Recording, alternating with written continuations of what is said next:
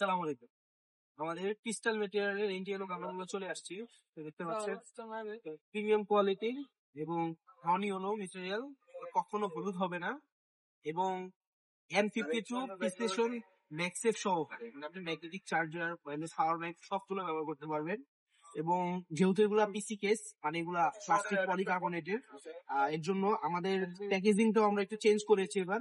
আমি আপনাকে close shot নাও, আমাদের প্যাকেজিংটাও দেখাচ্ছি।